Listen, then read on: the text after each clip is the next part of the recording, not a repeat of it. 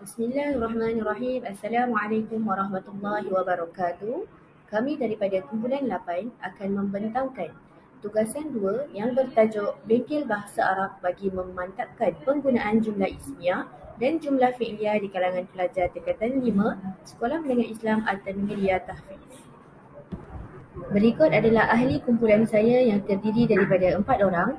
Saya sendiri Nur Hadiana binti Mansur P122806 dan Aisyah Mardiah binti Baharudin, Siti Salbiah binti Azizi dan Ifatul Halidah binti Muhammad Habib. Berikut adalah isi kandungan yang kami akan bincangkan, yang mana yang pertama ialah refleksi pengajaran dan pembelajaran yang lalu, dan yang kedua ialah fokus kajian yang mana kami memfokuskan kepada pembelajaran bahasa Arab, dan yang ketiga ialah objektif kajian, dan seterusnya sasaran kajian yang mana kami memilih sasaran kajian berdasarkan tinjauan awal yang telah dilakukan, dan yang keenam iaitu program intervensi yang dicadangkan bagi membantu menyelesaikan masalah kepada sasaran kajian tersebut, dan yang ketujuh adalah jadual pelaksanaan kajian tindakan, dan yang terakhir ialah anggaran perbelanjaan di dalam kajian tindakan ini. Okey, saya serahkan kepada saudari Aisyah Mardiah untuk teruskan ke refleksi pengajaran dan pembelajaran yang lalu. Assalamualaikum warahmatullahi wabarakatuh. Nama saya Aisyah Mardiah binti Baharudin dan saya akan memulakan pembentangan bagi bahagian refleksi pengajaran dan pembelajaran yang lalu. Pada sesi pengajaran dan pembelajaran yang lalu, kami telah memegang kelas calon peperiksaan besar iaitu Sijil Pelajaran Malaysia yang mana terdiri daripada pelajar-pelajar tingkatan 5 Sekolah Menengah Islam Al-Tanwiriyah Tahfiz. Pelajar-pelajar ini merupakan pelajar tahfiz sepenuh masa dan mereka kurang mempunyai pengetahuan asas dalam bidang akademik. Pengalaman mengajar di sekolah tahfiz ini memberi gambaran mengenai tahap penguasaan pelajar-pelajar tingkatan 5 ini dalam subjek bahasa Arab. Sewaktu kami menyemak kertas ujian pada soalan bahagian pembinaan ayat, kami mendapati bahawa kebanyakan pelajar tidak dapat memahami kehendak soalan dan telah memberikan jawapan yang tidak tepat. Pelajar didapati banyak membuat kesalahan dan masih tidak mampu lagi menguasai topik dengan baik. Oleh itu, kami mencadangkan satu usaha yang mampu membantu para pelajar dalam memantapkan dan meningkatkan kemahiran penggunaan jumlah ataupun ayat dalam subjek bahasa Arab ni. Hal ini demikian kerana pelajar tingkatan 5 akan menghadapi peperiksaan SPM yang sebenar.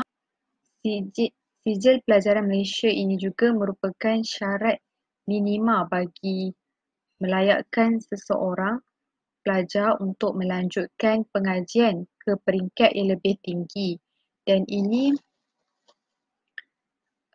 merisaukan para guru jika mereka masih lagi tidak mampu menguasai subjek bahasa Arab ini dengan baik. Justru kami mencadangkan untuk mengadakan bengkel bahasa Arab selama 1 bulan. Namun demikian, kajian tindakan ini telah bermula lebih awal dan berlangsung selama 8 minggu. Jadi kita teruskan dengan rakan sekumpulan saya.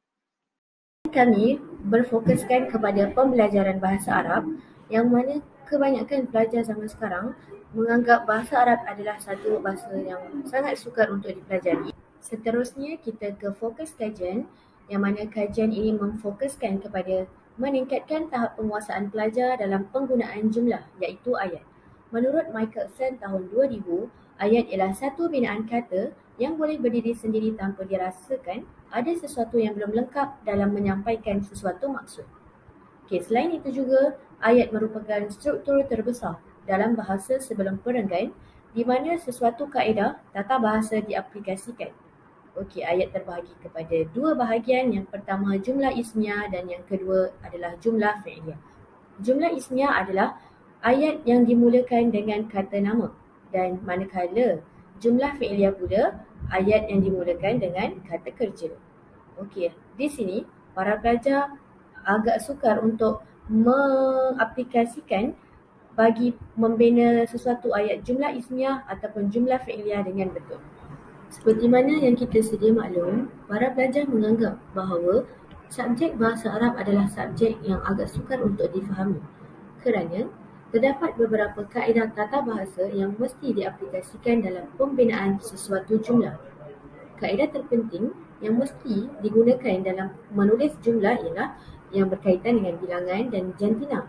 Jadi, ia menganggap bahawa perkara itu agak sukar untuk pelajar mengaplikasikannya dalam pembinaan ayat. Oleh itu, objektif kajian kami adalah yang pertama ingin memberi pendedahan kepada pelajar berkaitan pembinaan jumlah ismiah dan jumlah fi'liyah dengan betul. Dan yang kedua, memastikan pelajar dapat membezakan jumlah ismiah dan jumlah fi'liyah dengan tepat. Dan yang terakhir, ingin memastikan pelajar dapat membina dan menggunakan jumlah ismiah dan jumlah fi'liyah dengan tersusun. Okey, hal ini disebabkan pentingnya kaedah jumlah ismiah dan jumlah fi'liyah adalah betul kerana mereka akan mengaplikasikan dalam penggunaan dari segi berkomunikasi dengan orang dan penggunaan menulis karangan dan sebagainya. Assalamualaikum warahmatullahi wabarakatuh. Saya Siti Salabi binti Azizi, nombor matrik P12259. Baiklah, kita akan lihat pada sasaran dan subjek kajian. Kumpulan kami memilih seramai 40 orang pelajar tingkatan 5 di Sekolah Menengah Islam At-Tanwiriyah Tahfiz. Kami memilih pelajar tahfiz ini adalah disebabkan kerana mereka merupakan pelajar tahfiz sepenuh masa dan kurang pendedahan dalam bidang akademik, dan mereka juga lemah dan kurang menguasai dalam penggunaan dan pembinaan jumlah ismiyah dan jumlah fi'liyah dalam bahasa Arab dengan baik. Tambahan pula, mereka bakal menduduki sijil pelajaran Malaysia tidak lama lagi. Maka kami merasakan bahawa amatlah sesuai untuk kami menjalankan dan mengadakan program intervensi ini terhadap kumpulan tahfiz tersebut. Baiklah, saya akan membentangkan bagi cadangan tinjauan awal terlebih dahulu. Kami telah membahagikan kepada dua kaedah, iaitu kaedah pemerhatian dan kaedah pengedaran borang soal selidik. Kaedah pemerhatian ini adalah secara menyeluruh dan telah dilakukan semasa proses pengajaran dan pembelajaran dalam bilik darjah serta melalui respon kepada soalan-soalan yang diajukan, latihan bertulis yang telah guru sediakan di dalam kelas. Dari situ guru akan membuat pemerhatian kepada para pelajar bagi setiap aktiviti-aktiviti yang telah dilaksanakan di dalam kelas. Seterusnya, kita juga menyediakan dan mengedarkan borang soal selidik. Soal selidik ini juga dikira sebagai ujian pra kepada para pelajar. Soalan-soalan ini terdiri daripada jumlah ataupun ayat, iaitu jumlah ismiyah dan jumlah fi'liyah. Dari sini, guru akan melihat dan membuat pemerhatian yang lebih dalam kerana para pelajar akan menjawab borang soal selidik ini secara individu. Seterusnya, untuk cadangan penilaian, kami akan mengadakan ujian pra dan post untuk menilai tahap kefahaman sebenar pelajar sebelum dan selepas sesi bimbingan.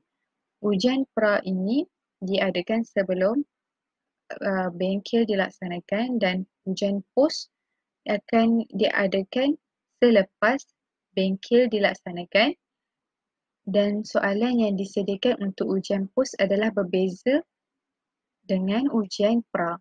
Sekian dari saya, kita sambung dengan pembentang seterusnya. Seterusnya, saya ke program intervensi yang dicadangkan. Cadangan program intervensi kami adalah bengkel bahasa Arab yang akan dijalankan selama 4 minggu. Bengkel ini mempunyai 4 sesi dan setiap sesi mengambil masa sehari sahaja pada hari Sabtu bermula pada pukul 8.30 pagi hingga 1 tengah hari. Dalam setiap sesi ini akan mempunyai aktiviti yang berlainan. Seperti dalam slide, minggu pertama kami beri tajuk Mari Mengenal Bahasa Arab. Penceramah akan memberikan pendedahan kepada pelajar berkaitan elemen penting dalam menyusun ayat dalam bahasa Arab. Minggu kedua pula, penceramah akan memberikan penerangan tentang jumlah ismiyah dan pada masa 30 minit terakhir, para pelajar akan diberikan latihan untuk menguji kefahaman pelajar selepas penceramah menerangkan secara terperinci. Minggu ketiga, penerangan mengenai jumlah fi'liyah dan juga memberi latihan kepada pelajar selepas tamat sesi tersebut. Sesi terakhir iaitu minggu keempat, kami beri tajuk Al-Tadribat Al-Jumlah, yakni latihan ayat. Pelajar akan dibahagikan kepada 8 kumpulan dan setiap kumpulan terdiri daripada 5 orang untuk melakukan aktiviti berkumpulan dengan menggunakan kertas majung. Biodata penceramah, nama Nur Halidah binti Muhammad Halid, asal Muwajuluh, pendidikan asasi bahasa Arab dan juga ijazah sarjana desain kemanusiaan, yakni bahasa Arab, linguistik dan kesusastraan. Pekerjaan guru di sekolah swasta Insan Johor. Baiklah, kita akan lihat apakah itu cartagan. Cartagan merupakan sejenis cartabah yang digunakan untuk mempamerkan jadual projek secara visual dan ia digunakan dalam aktiviti pengurusan projek dalam memaparkan aktiviti projek, tugas dan peristiwa terhadap masa. Carta ini telah dipopularkan oleh Henry Gunn pada tahun 1910-an. Okay. Seterusnya, jika dilihat pada carta ini, ada 4 tindakan yang kumpulan kami telah ambil untuk merancang dan melaksanakan program intervensi tersebut. Yang pertama, kami membuat prakajian iaitu pada bulan minggu pertama dengan cara melihat tahap penguasaan pelajar di dalam kelas melalui aktiviti PDP yang diadakan, melalui ujian bertulis dan sebagainya. Yang kedua, 1.0 iaitu plan, kami mengenal pasti tahap penguasaan pelajar itu dan bagaimana yang mereka lemah dan kurang perhatian. Setelah mengenal pasti, kami merancang untuk mengalihkan bengkel bagi memantapkan dan mengukuhkan pengetahuan mereka dalam bahasa Arab, terutama dalam jumlah ismiyah dan jumlah fi'liyah. Perancangan ini berlaku dalam bulan Jun minggu kedua. Okey, seterusnya 2.0 untuk tindakan. Kami merancang pelaksanaan bengkel dengan teliti dan sistematik bagi memastikan program yang diadakan berjalan dengan lancar. Dan kami laksanakan bengkel tersebut pada minggu ketiga dan keempat bulan Jun, disusuli minggu pertama dan minggu kedua bulan Julai. Ini mengambil masa selama sebulan untuk mengadakan bengkel. Okey, seterusnya 3.0 observe itu pemerhatian. Setelah tamatnya bengkel, kami membuat pemerhatian dengan mengutip data pelajar dengan cara ujian pada minggu keempat bengkel tersebut. Kami membuat perbandingan setelah mendapatkan hasil pencapaian bengkel, sama ada ia memberi impak dan manfaat kepada pelajar ataupun sebaliknya. Pada minggu terakhir bulan Julai, kami melakukan refleksi dengan meneliti dan mentafsir data serta bengkel sejauh manakah keberkesanan program intervensi kami laksanakan ini kepada pelajar tahfiz tersebut dalam pemantapan dan pengukuran penggunaan jumlah ismiyah dan jumlah fi'liyah.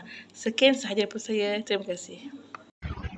Sekarang saya akan menerangkan mengenai perbelanjaan program bengkel bahasa Arab kami. Perbelanjaan kami terbahagi kepada 3. Yang pertama, kos makan dan minum. Yang kedua, kos cenderahati dan yang ketiga, kos peralatan. Kos makan dan minum ini meliputi makan dan minum pelajar minggu 1, minggu 2, minggu 3, minggu 4 dan juga makan dan minum penceramah daripada minggu 1 sehinggalah minggu yang keempat yang berjumlah RM397. Manakala kos cenderahati yang meliputi hadiah peserta tempat pertama, tempat kedua, tempat ketiga dan cenderahati penceramah yang akan disampaikan pada sesi akhir bengkel bahasa Arab ini yang berjumlah RM265. Kos yang terakhir adalah peralatan yang meliputi kertas majung dan juga marker yang berharga RM28. Seterusnya, saya sambung dengan pecahan perbelanjaan bagi minggu 1, minggu 2, minggu 3 dan juga minggu 4. Bagi minggu 1 yang bertarikh 24 hari bulan 6 2023, makanan pelajar adalah roti coklat yang berharga RM1.10 didarabkan dengan 40 orang berjumlah RM44. Air mineral berharga RM1 didarabkan dengan 40 orang berjumlah RM40. Dan nasi ayam untuk makanan penceramah berharga RM7 dan air buah oren berharga RM5. Jumlah keseluruhan adalah RM96. Manakala minggu kedua yang bertarikh 1 hari bulan 7 2023, makanan pelajar adalah kari pap yang berharga RM1 didarabkan dengan 40 orang berjumlah RM40. Air kotak RM1 didarabkan dengan 40 orang berjumlah RM40. Nasi tomato bagi makanan penceramah RM8 dan air buah tembikai berharga RM5. Jumlah keseluruhan adalah RM93. Minggu ketiga bertarikh 8 hari bulan 7 2023, makanan pelajar adalah roti jagung RM1.10 didarabkan dengan 40 orang berjumlah RM44. Air mineral RM1 didarabkan dengan 40 berjumlah RM40. Nasi biryani untuk makanan penceramah RM10 dan air apple asam boy RM4. Jumlah keseluruhan bagi minggu ketiga adalah RM98. Manakala bagi minggu keempat bertarikh 15 hari bulan 7 2023, makanan pelajar adalah nasi lemak RM1 didarabkan dengan 40 orang berjumlah RM40. Air kotak RM1 didarabkan dengan 40 orang berjumlah RM40. Nasi belau RM8 untuk makanan penceramah dan air sirap RM2 serta kertas majung RM2 didarabkan dengan 8 jumlah RM16. Maka RM2 didarabkan dengan 8 berjumlah RM16. Maka jumlah keseluruhan bagi minggu keempat adalah RM122. Manakala jumlah minggu 1, minggu 2, minggu 3 dan minggu 4 keseluruhannya adalah RM409. Kami menyediakan poster bagi mengumpulkan dana yang sudi membantu untuk menjayakan program bengkel bahasa Arab kami. Sekian itu sahaja daripada kumpulan kami. Terima kasih.